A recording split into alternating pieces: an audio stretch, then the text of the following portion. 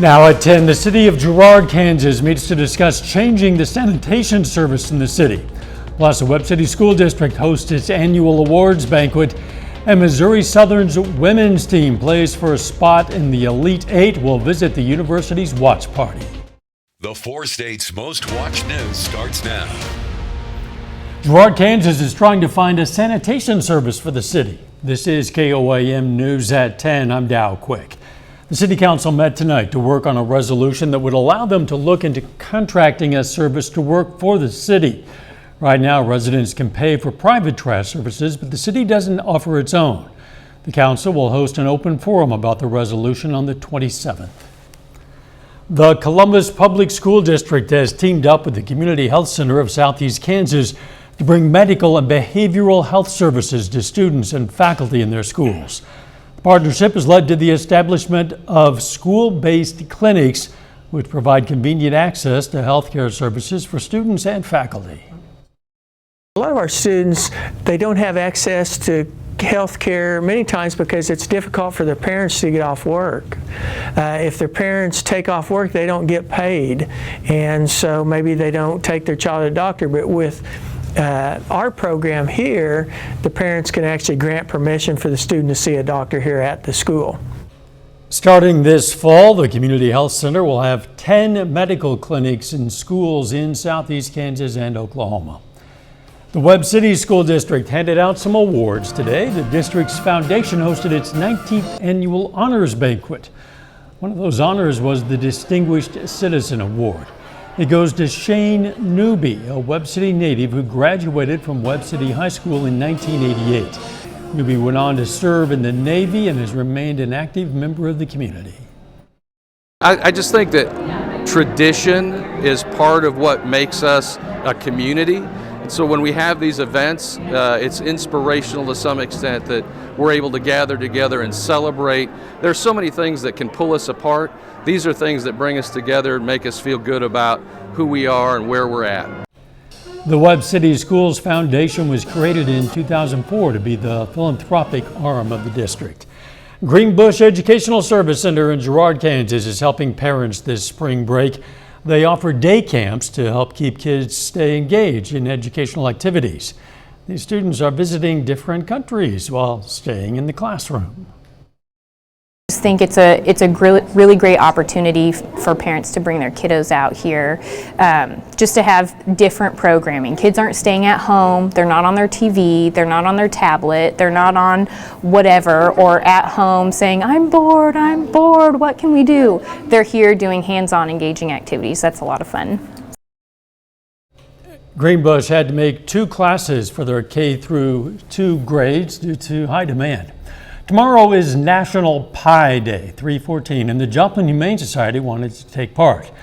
So they teamed up with Papa Murphy's for a special promotion. Starting tomorrow and going through Sunday, all big dogs and adult cats will have a $14 adoption fee. Also, adopting one of these first 50 pets through this promotion will get you a free pizza from Papa Murphy's. The Humane Society is always looking for volunteers as well.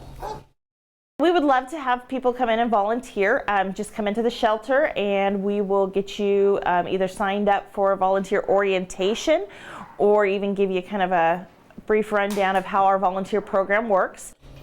People who donate dog food or money tomorrow afternoon will receive a piece of pie. It's going to be a cold night out there. Let's check in with Chief Meteorologist Doug Heddy. It is. We had a cold start today as well. And once you get this deep into the winter, because it is technically still winter, almost spring, you don't want overnight lows really under 25, 26. But we started at 22, 41 for our high. Should be topping out nearly 60 for this time of the year. All right, clear skies here. We do have a few showers down through parts of Oklahoma. Those will not affect us. Here's our next storm system that we are going to focus on, that we are tracking as it moves toward us over the next few days. But tonight we got to deal with the cold. Already upper 20s to lower 30s across the region. We're going to slide back down to about 23 later on tonight. We are going to have plenty of sunshine once again as we go through the daytime hours tomorrow. And we are going to start to warm things back up, but also the winds are really going to kick in. Thunderstorm chances Thursday. We'll talk about that here in just a bit. Catch you then. A standoff in central Missouri ends with the arrest of a man suspected of shooting 2 police officers. The standoff that began last night ended around 1:30 this afternoon in the mid-Missouri town of Herman. Authorities say the suspect, 35-year-old Kenneth Lee Simpson of Eureka, Missouri, had barricaded himself in a home. According to those on the scene, SWAT officers administered tear gas before Simpson, as you see, walked out of the home with his hands up and was arrested. The shooting happened last night. It began at a Casey's General Store in Herman. Police were called there to investigate a disturbance. Authorities believe Simpson shot both officers, then fled in a car. 34-year-old Detective Sergeant Mason Griffith died from his injuries overnight. 31-year-old Officer Adam Solentrup remains in critical but stable condition. Court records show Simpson has a long criminal history dating back to 2004 with several current pending cases. He's been on the run from authorities since April of last year. American Legion Post 13 in Joplin has an important reminder: don't throw away tattered and worn American flags. It can be considered disrespectful to throw out an old flag. Post 13 has this box you can find on the southwest corner of 8th and Joplin. They set it up as a means to allow for the retirement and respectful disposal of worn out flags. Jacob here now. Big night for the Missouri Southern women's basketball team. The Lions have a chance to move on to the Elite Eight tonight. We're going to have highlights from their Sweet 16 matchup, and Carl Junction girls prepare to hit the floor in the state semifinals Friday night. We'll hear from the Bulldogs after this.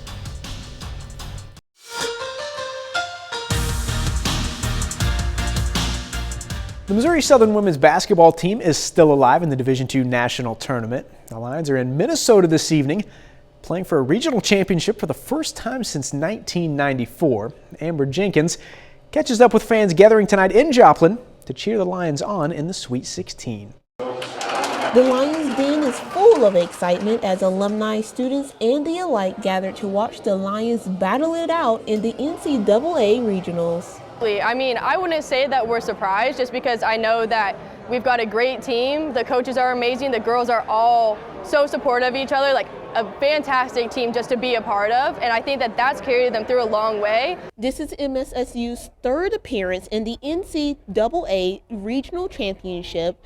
Now, their last appearance was almost 30 years ago. Been here for 4 years. I've gotten to see them grow and get to know a lot of the girls, and they're all amazing. I didn't start supporting MSSU till I got here, but I mean, I've been their biggest fan since I've started, yeah. This is the second watch party the university is hosting. The game is better with friends and outside the dormitory. If it wasn't for the watch party, I'd probably just watch it at my house all by myself.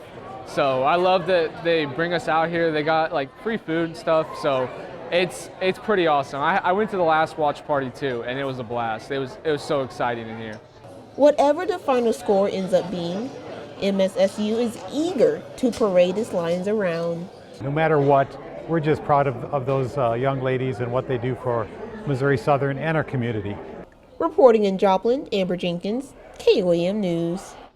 All right, thank you, Amber. Now to the actual basketball game. Missouri Southern faces Central Region host and #1 seed in the bracket, Minnesota Duluth, tonight. The winner of this game goes to the Elite Eight in St. Joe, Missouri. The first quarter, Lane Skiles open for three. She knocks it down. 12 points tonight for Skiles. Chrislyn Jones, also a big game for Southern. 3 of her own. Jones scores 18 tonight. Then it's Lacey Stokes, buries the deep ball. Southern jumps out to an 18-point lead at halftime. The fourth quarter, more from Stokes, gets in the lane, spins and connects. 22 points, 10 rebounds for Stokes. Listen, Lions up 14 with 6.5 to play, but under 30 seconds to go. Lead down to just 2. Ella Gilbertson, clutch 3 for Duluth. That puts the Bulldogs up 1. Lions still got a chance though. Jones drives, final seconds. It's off. Amaya Johns gets a shot at the putback, but it also bounces away, and that is it. Duluth comes back and beats Missouri Southern 77-76. The Lions finish the season with a 29-7 overall record. Well, the Carl Junction girls are back in the Final Four in the Missouri Class 5 state bracket. Carl Junction will play Friday night in the state semifinals, facing the Notre Dame Bulldogs out of Cape Girardeau. The Carl Junction It's won 24 straight games heading into Friday night. These two teams both finished the regular season ranked in the top 10 in the state. Carl Junction number 1, Notre Dame number 8. So it's no doubt two of the best in the state, but only one going to move on to the Class 5 title game. Traditionally rich basketball team and program. They just do a lot of nice things. They're on a roll right now, and so are we. So it'll be a battle, and we'll have to play well. We're going to have to make sure we rebound and end possessions early. It is just so exciting to finally be getting to play in this game, and this has been our goal the entire season. Since last year didn't end the way we wanted it to. This year, that has just inspired us to work hard every single day, and just to be here is just an amazing feeling. Missouri Southern pitcher Cole Woods has been named the MIAA Baseball Pitcher of the Week. Woods had a great night on the mound Friday in Game 1 of the Lions' 3-game series against Central Oklahoma. He actually took a no-hitter into the 9th Friday night against the 5th-ranked Broncos. He finished the game throwing 8 complete innings, allowing just 1 hit and striking out 9. Southern won the game 5-4. Woods is now 4-1 in 6 starts this season and is 5th in the MIAA with 39 strikeouts. Local college softball, Pitt State playing a doubleheader against Lincoln, looking for their first conference win of the spring. Game 1, Gorillas roll 12-3. Kylie Boley goes 2 for 4 with a grand slam. Keela Griffith 3 for 3 in this one with a double and a pair of RBIs. Game 2, Pitt State trying for the sweep, and they do it 8-0. Hannah Harrison throws 5 shutout innings, allows just 2 hits. Paxton Hayes goes 2 for 3 with a double, a homer, and 5 RBIs. Val, tough way to end the season for the Missouri Southern women, but they do have a lot to be proud of this season. That's for sure. There's no easy way to lose, but boy, that is a particularly tough way to lose. Up big and then they come back. A little bit later, the government scrambling to recover. President Biden insists our banking system is safe. I'm Nicole D'Antonio at the White House with steps the government is taking to contain the fallout from 2 bank failures. Plus a hard freeze for us tonight. Also thunderstorms in the forecast. We're going to look at that coming up.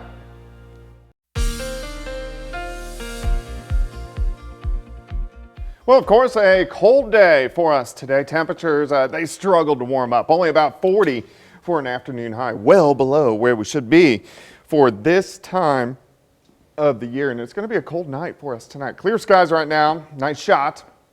Indigo Sky Casino and Resort. All right, yesterday mid-40s, but we had a hard freeze this morning. We got down into the lower 20s, and then we just kind of hung out right around 40 throughout the day. Outside right now, we're dropping off. It's 29 in Yates Center. It's 31 in Pitt. We're 36 at Grand Lake, 37 in Anderson. Nevada is sitting at 29 degrees. Here's 7th. Here's Rangeline. Sitting at 31. Northerly winds are light. Humidity is at 67%. And if we go outside, we have pretty much clear skies at this point in time. You can see a few clouds kind of skirting our southwestern counties. There's a weak little wave, so a few light showers southern parts of Oklahoma. This is going to stay to our south, not a big deal. This system will affect us though. It's not going to make it here until Thursday, but ahead of it, we're going to get real strong winds. We're going to start to warm things back up, which is always good news. We just have to deal with a cold night tonight. All right, so by morning, I think most of us are going to be sitting lower 20s. About 23 in Nevada, 23 in Monette, 24 in Miami, about 25 in Parsons. As we go through the morning, I want you to notice the winds. They start to shift out of the south. That gets us going in a warm up. So by the time we get into the afternoon hours, I think most of us are going to be in that kind of 50 to 52 degree range. And really, I mean, a pretty good day. It's still below where we should be. Tomorrow night, cold, mid 30s, but the winds are really going to get moving. So it's not going to be as cold as what we have seen over the past couple nights. On Thursday, check this out. We shoot into lower 60s during the afternoon. It's going to be very windy, a lot of clouds across the region in advance of that next storm system, which will start to affect us by Thursday. All right, but Tuesday overall, at least we're going in the right direction. 9 a.m. still 29, 44 by 1 p.m. into the 50s late afternoon. We have plenty of sunshine throughout the day. Look at the winds. Tomorrow's not bad, a little breezy late. But by Wednesday, we have winds gusting 25 to 30, even 35. Wednesday night, winds are going to be gusting 35, 40, maybe upwards to 45. And then we're going to get this cold front that slides in Thursday afternoon. And along that front, that's where we're going to have chances for showers and thunderstorms. I think the better threat for severe weather stays to our south, but still something I want to watch. Scattered morning showers and thunderstorms on Thursday. Thursday afternoon into the evening, a line of showers and thunderstorms work through and then could even mix with a little bit of snow. Thursday night has returned sharply colder again. All right, so thunderstorm risk, mainly Joplin south, and there could be a few strong ones, but again, I think any severe weather mainly stays to our south. All right, 52 tomorrow, 62 on Wednesday, 62 on Thursday, those afternoon storms. Only 41 on St. Patrick's Day, but we do clear out. The weekend's going to be nice, but chilly again. So this is going to be the second weekend in a row that it's going to be kind of cold. High temp of only 38 on Saturday, and then we start to warm things back up again as we go through next week. Yeah, and the most disturbing part of the cold spell is not the highs, it's the lows. Yeah, a lot of nights in the 20s. Yes, indeed. Thanks, Doug. Coming up, former President Trump tries to shift blame for the January 6th attack on our Capitol. Plus, how the government is responding to 2 bank closures, losing billions of dollars. Former President Trump is trying to pass the blame for the January 6th insurrection off on former Vice President Mike Pence. The Washington Post says the former president spoke to reporters aboard his plane on the way to a campaign event in Iowa and said, quote, "Had he sent the votes back to the legislatures, they wouldn't have had a problem with January 6th, so in many ways you can blame him for January 6th, unquote. Trump was responding to Pence's comments over the weekend in which the former vice president said, quote, "History will hold Donald Trump accountable for his role on January 6th. He also said Trump was wrong for claiming Pence had the authority to overturn the election results. Small and mid-sized bank stocks took a beating on Wall Street following the second and third largest bank failures in U.S. history. However, the overall market was little changed. President Biden says the banking system is safe and that those responsible will be held accountable for what happened. Reporter Nicole D'Antonio is at the White House with details. As some Americans rush to withdraw their money following 2 bank failures, I didn't have much sleep last night. President Biden says there's no need to worry. Americans can rest assured that our banking system is safe. Your deposits are safe. Bank regulators took control of Silicon Valley Bank on Friday. Last week, SVB announced steep investment losses, and fearful customers began withdrawing all their money. That sparked other bank runs, and this weekend officials took over New York Signature Bank as it nearly collapsed. And it truly was in response to what happened at SVB. This didn't happen in a vacuum. To ease those fears, regulators guaranteed all deposits at the 2 banks. The Federal Reserve also created a new program to help other banks avoid this same problem. Every American should feel confident that their deposits will be there if and when they need them. It's been a worrisome few days for companies banking with SVB. It would have wiped us out. This weekend, Andy Swim's CEO Melanie Travis opened an account with a large bank as she feared for her company's future. We lived through COVID, we got through that, and then for this to be the end, I just was in shock. President Biden called on Congress to reinstate banking regulations that were loosened during the Trump administration and said executives of the failed banks and their investors will not be bailed out. Nicole D'Antonio, CBS News, the White House. CBS News has learned Silicon Valley Bank was operating without a chief risk officer for months. The FDIC tried to auction off Silicon Valley Bank this weekend, but couldn't find a buyer, though they are expected to try again soon. Pope Francis celebrated Mass with cardinals in private today as he marks 10 years as head of the Roman Catholic Church. The 86-year-old pontiff released his first podcast, or Popecast, on Vatican media, saying seemed like yesterday that he was elected Pope. When asked what he would like for the anniversary, he said peace would be the best gift. A gym making a difference for kids. Next. A gym is helping kids free of charge and making a big difference in the lives of at-risk students by teaching boxing skills to vent aggression and build positive character. The gym helps keep kids out of trouble and graduate. Reporter Taylor Wirtz has that story from Fort Myers, Florida. Mario Nunez is a different person compared to where he was a year ago. I was kind of close to killing myself. I was a bad alcoholic. Now it's been a whole year since I've drank. A big part of that change, he says, His nights spent at SJC Boxing, where young men and women of all ages come to work up a sweat. Founder Steve Canton says they hone their fighting skills and build character all at the same time. And there's a lot of problems in today's world, and so we want to change that just a little bit and give the kids an alternative where they can learn old-time values, they can appreciate hard work and good payoffs for themselves. The program is free of charge, which makes a big difference for boxers like Brandon Garcia, who's put in extra effort to chase his dreams. I would have to run 5 miles to the bus stop, the Lee Tran, take it to Edison, then run to the gym. The payoff, he says, is worth it. You're at work, you're frustrated, you come here, you release everything. It's like therapy in a way. Whether they're hoping to make boxing a career or they just want to come for the workout and camaraderie, the boxers tell us SJC is more than just a gym. Everybody out training right now is family. Coach Steve, Coach John, they're all like family to me. I couldn't ask for more. Boxing and wrestling are, some of those sports that teach a lot of kids a lot of different things. Even locally, I've done stories with Heartland Boxing Gym in Galena who've done similar things for kids. It's a great thing to get into for young people. I would imagine so. It helps them to vent a little bit and, of course, build a little self-confidence and teamwork. The weather. Cold tonight. We're going to drop back lower 20s for overnight lows, but we are heading in the right direction. Sunny tomorrow, 52, and then 62 by Wednesday, which is great. Thunderstorms Thursday. Final sports note. Although the season ended tonight, great season for the Missouri Southern women. 4 all-conference selections, MIAA tournament champs, a lot to be proud of. You bet. Thanks for joining us. Morning show, 5 a.m. Let's make it a great tomorrow.